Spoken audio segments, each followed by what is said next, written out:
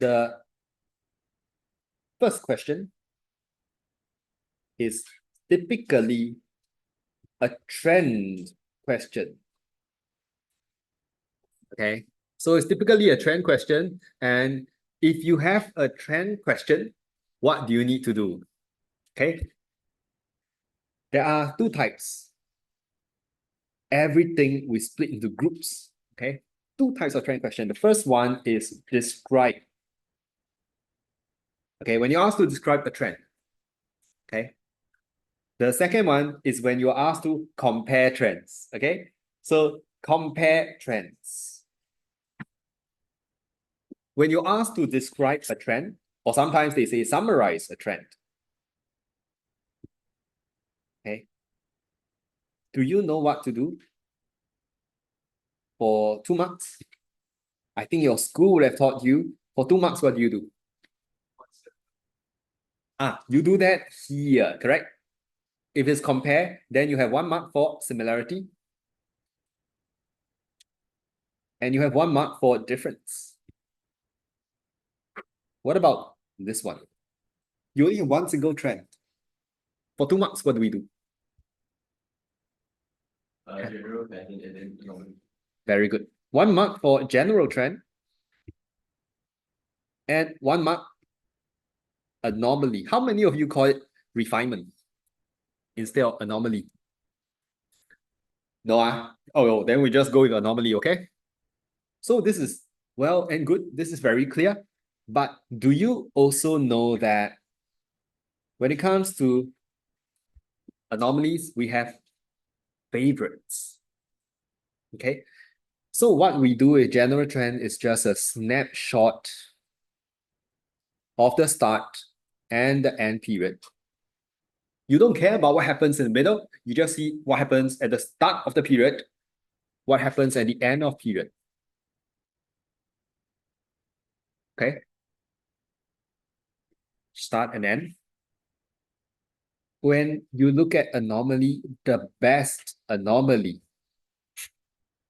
is a trend reversal. When you see a trend reversal, you cannot let it go. You must use that as your anomaly. Okay. And if let's say you can't find a trend reversal, there is a second best. A change in the rate of increase or decrease. Okay. So I'm going to share some examples with you. Simple ones, huh?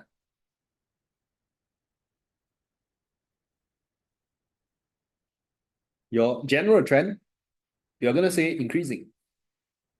Correct? And refinement, you're going to say it fell in this period. Simple enough.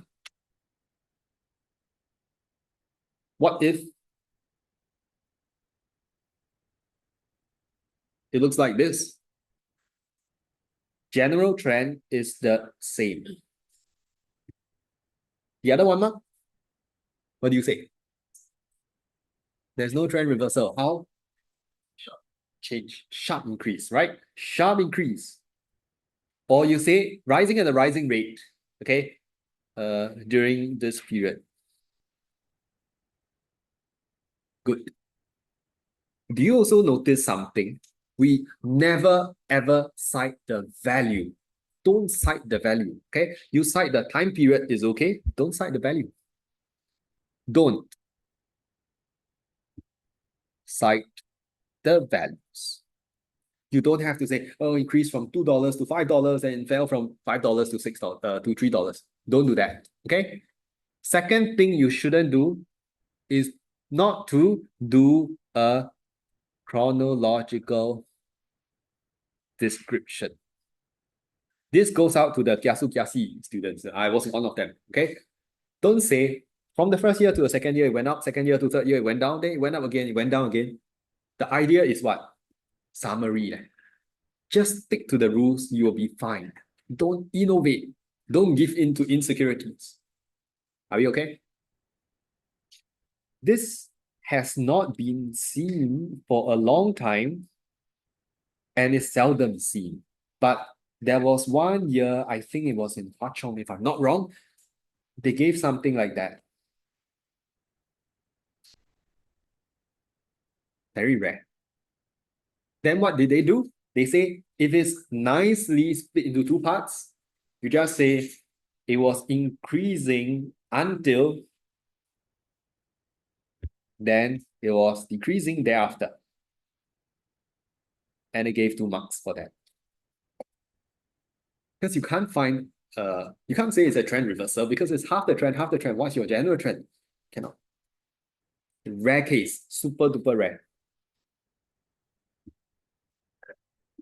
Okay.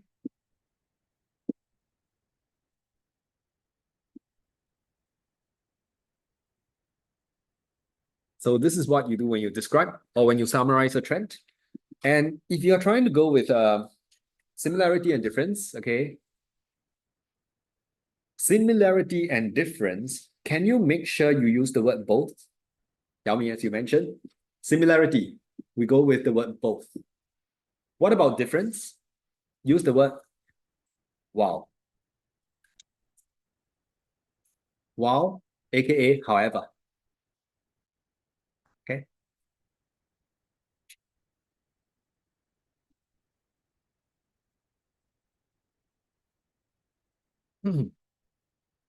Any questions?